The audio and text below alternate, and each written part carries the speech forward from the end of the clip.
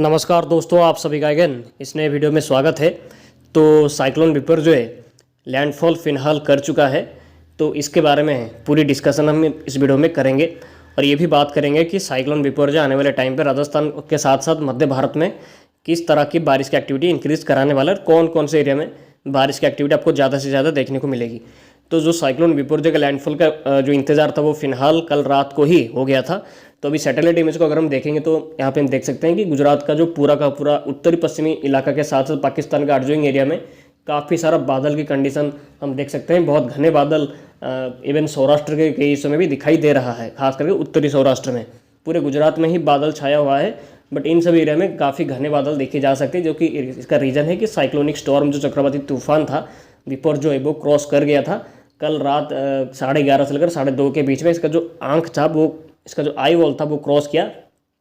और अभी क्योंकि साइक्लोन का दो तरफ से डिस्ट्रक्शन होता है, हैवी रेनफॉल के साथ विंड स्पीड दो तरफ होता है, जो कि आई के पहले वाला हिस्से में होता है, उसके बाद आई एंटर करता है तो वो लैंडफॉल एरिया में थोड़ा सा उधर साफ होता है। उसके बाद जब वो सेकेंड हिस्सा जो सेकेंड आई वॉल एंटर करता है तो उसमें और भी ज़्यादा बारिश की एक्टिविटी के साथ heavy rainfall, extremely heavy rainfall के साथ हवाओं की गति काफ़ी तेज़ रहती है। तो गुजरात का भी वैसा ही चल रहा है कि इसका जो आई वॉल था वो पहला वाला हिस्सा क्रॉस कर गया था और अभी इसका आई अभी जस्ट नालिया के उत्तर में और ग्वार के जस्ट साउथ में इसका लैंडफॉल हुआ है, जैसा कि एक्सपेक्टेशन किया गया था पहले कि हाँ यही जगह पे क्रॉस करेगा। तो कल रात 11 बजे से लेकर 2:30 बजे के बीच में इसका जो आई था वो एंटर किया था लैंड के अंदर नालिया के जस्ट उत्तर में। और अभी भी वो इसी जगह के आसपास में जस्ट नालिया के आसपास में कहीं पे इसका जो आँख है वो यहाँ पे हम देख सकते हैं। और ये तेज़ी से भी इसी डायरेक्शन पे आगे जाएगा, जो कि राजस्थान पे कल तक ये एंटर कर जाएगा। कल सुबह तक ये राजस्थान के पश्चिमी भागों में एंटर कर जाएगा। बट अभी भी जब ये गुजरात के आसपास में है और गुजरात के एक बड़े हिस्सों में इसकी वजह से हेवी टू हेवी रेनफॉल और एक्सट्रीम हेवी रेनफॉल आपको देखने को मिल रहा है, खास करके कच्छ के एरिया में और खास करके उत्तर पश्चिमी गुजरात के साथ साथ जो उत्तरी सौराष्ट्र एरिया वहाँ पे। तो ये बारिश कंटिन्यू करेगी। हवाएं गति जो विंड स्पीड है वो करीब करीब कोस्टल एरिया में काफ़ी तेज़ है, 100 से 130 किलोमीटर, गस्टिंग में 140 किलोमीटर के आसपास में अभी गुजरात के उत्तर पश्चिमी तट में ऐसी हवाएं चल रही है, जो कि कंटिन्यू करेगा आने वाले टाइम तक भी, क्योंकि सिस्टम का भी जो पीछे वाला हिस्सा है वो धीरे धीरे करके क्रॉस करके अभी जो लैंड के अंदर जाएगा। तो अभी जो भी कंडीशन है वो और भी ज़्यादा ऐसे ही कंडीशन लगा रहेगा, उससे भी ज़्यादा खतरनाक कंडीशन आपको देखने को मिल सकता है, जो खास करके तटीय इलाकों में, क्योंकि सेकंड आई वॉल में ज़्यादा से ज़्यादा बारिश होती है, ज़्यादा रेनफॉल होता है और ज़्यादा हवाएं गति भी तेज़ रहती है, तो स्टॉर्म सर्विस ज़्यादा आता है। तो ये जो सेकंड वाला आई वॉल जल्द ही क्रॉस करेगा। तो मुझे उम्मीद है कि ये जो ऐसे ट्रैक फॉलो करने के बाद ये पूरे उत्तर पश्चिमी गुजरात कच्छ से होते हुए आगे जब जाएगा तो ये आज रात तक पूरे गुजरात का उत्तर पश्चिमी तट में साइक्लोनिक एक्टिविटी लगातार जारी रहेगा। और कल सुबह से ही धीरे धीरे करके गुजरात के हिस्सों में जो कंडीशन धीरे धीरे सुधरना स्टार्ट हो जाएगा। तो कल सुबह से ही जब साइक्लोन पूरी तरह से गुजरात के हिस्सों को क्रॉस कर जाएगा तब कल सुबह से ही वेदर में साफ होना शुरुआत हो जाएगा। बट अभी गुजरात के हिस्सों में कोई राहत की खबर नहीं है। आने वाले 24 घंटे तक अत्यंत भारी बारिश गुजरात के उत्तर पश्चिमी भागों में, कच्छ के साथ साथ सौराष्ट्र के उत्तर में जो भी एरिया आ रहा है वहाँ पे भारी से अति भारी बारिश लगातार आपको जारी रहते हुए देखने को मिलेगी। हवाओं की गति भी काफ़ी तेज़ रहेगी। तो अगले 24 घंटे में नालिया से लेकर गांधीधाम, इसके साथ कवड़ा और मोरबी, राजकोट, जमनागर, जूनागढ़ के साथ साथ सुरेंद्रनगर और रतनपुर, पालनपुर के साथ थरड के हिस्सों में आपको अत्यंत भारी बारिश देखने को मिल सकती है। और एक्सट्रीमली हेवी रेनफॉल की वजह से कई हिस्सों में 200 से 300 mm तक भी रेनफॉल एक्टिविटी इन सभी हिस्सों में आपको देखने को मिलेगी। और अर्जुइंग उत्तरी सौराष्ट्र के इलाकों में भी आपको भारी से अति भारी बारिश अगले 24 घंटे तक ऐसे ही देखने को मिलती रहेगी। उसके बाद साइक्लोन जैसे ट्रैक में फॉलो करके जब राजस्थान के ऊपर एंटर कर जाएगा तो ये सभी हिस्सों में धीरे धीरे करके एक्टिविटी कल से ही डिक्रीज होना स्टार्ट करेगा। कल से मौसम साफ होना शुरुआत हो जाएगा गुजरात के हिस्सों में। बट अभी भी खतरा टला नहीं है। अभी भी ये साइक्लोन एक वेरी सीवियर साइक्लोनिक स्टॉर्म का इंटेंसिटी में ही गुजरात के ऊपर है और इसका विंड स्पीड साइक्लोन के सेंटर में 130 किलोमीटर के आसपास में अभी भी है और गस्टिंग में 140 से 150 किलोमीटर के आसपास में अभी भी इसका सेंटर पे हवाएं घूम रही है।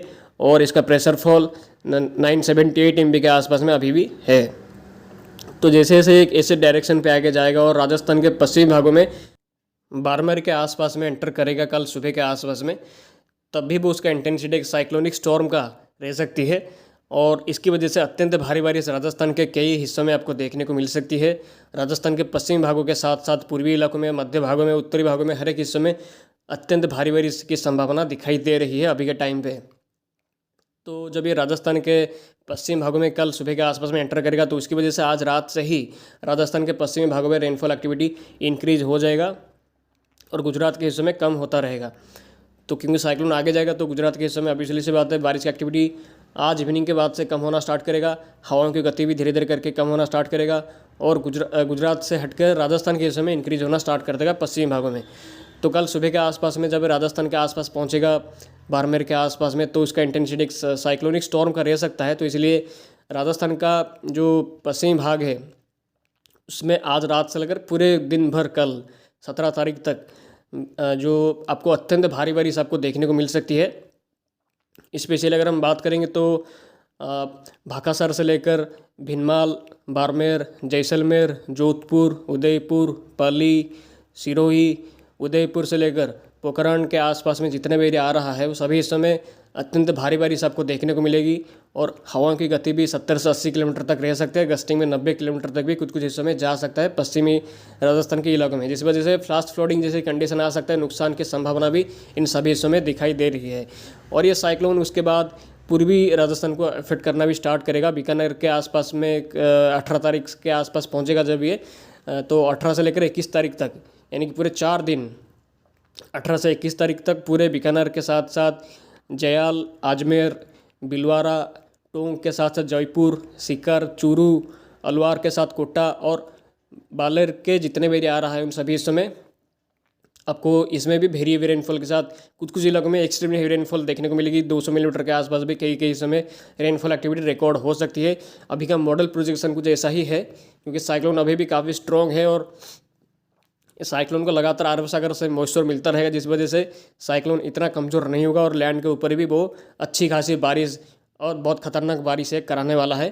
और पश्चिमी राजस्थान पे हवाओं की गति भी काफ़ी तेज़ रख सकती है, जिस वजह से नुकसान की संभावना भी उम्मीद हम कर सकते हैं पूरे राजस्थान के पश्चिमी भागों में और मध्य भागों में। पूर्वी इलाकों में भी हवाओं की गति 50 से 60 किलोमीटर तक भी रह सकती है पूर्वी राजस्थान के हिस्सों में। तो ये साइक्लोन की वजह से मेनली पूरे गुजरात के साथ राजस्थान के पूरे भागों में ये खतरनाक बारिश ये कराएगा और इसके बाद ये इसका ट्रैक ऐसे आगे जा सकता है और ये जो पश्चिमी मध्य प्रदेश के साथ सेंट्रल मध्य प्रदेश और दिल्ली, पंजाब, हरियाणा, इसके साथ आर्जोइंग जो उत्तर प्रदेश का हिस्सा है वहाँ पे भी रेनफॉल एक्टिविटी इंक्रीज करा सकता है 21 तारीख के बाद से। तो 21 से लेकर 23 तारीख के बीच में ये उत्तर भारत के कुछ राज्यों के साथ साथ ये जो मध्य प्रदेश का जो हिस्सा है, मध्य प्रदेश के साथ साथ पश्चिमी मध्य प्रदेश के हिस्सों में आपको रेनफॉल एक्टिविटी इंक्रीज कराएगा। बट तब तक ये सिस्टम कमज़ोर होने की पूरी कोशिश करेगा क्योंकि मॉइस्चर मिलना कम हो जाएगा और लैंड के ऊपर जब सिस्टम आता है तो उसका इंटेंसिटी डाउन होने की कोशिश होता है। अभी तक मानसून आया नहीं है तो इसलिए सिस्टम लैंड में अपना इंटेंसिटी को मेंटेन रख नहीं पाएगा। तो इसलिए उम्मीद है कि 22 तारीख के आसपास में इसका इंटेंसिटी पूरी तरह से लूज होने की कोशिश करेगा। तो इसलिए मध्य प्रदेश में कुछ कुछ इलाकों में भारी बारिश आपको देखने को मिल सकती है, बट ज़्यादा कोई एक्सट्रीमली हेवी रेनफॉल राजस्थान के जैसा देखने को शायद नहीं मिलेगा क्योंकि सिस्टम तब अपना इंटेंसिटी कम पूरी तरह से खोने की कोशिश करेगा।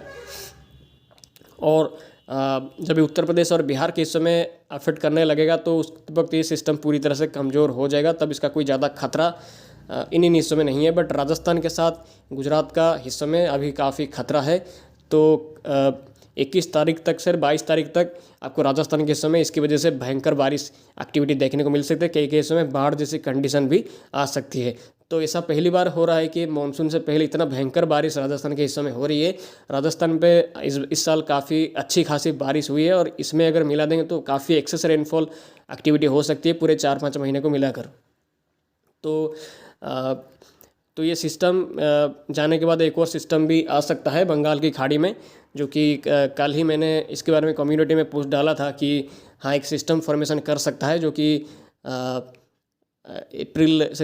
जून 27 तारीख के आसपास में एक फॉर्मेशन कर सकता है। लो प्रेशर एरिया डेवलप हो सकता है नॉर्थ बे ऑफ बंगाल में, जो कि पूरे उत्तर पूर्वी भारत के साथ बांग्लादेश और वेस्ट बंगाल, उड़ीसा, बिहार, झारखंड, छत्तीसगढ़, मध्य प्रदेश, पूरे मध्य भारत के हिस्सों में रेनफॉल एक्टिविटी है जून के आखिरी हफ्ते में इंक्रीज़ कराने वाला है।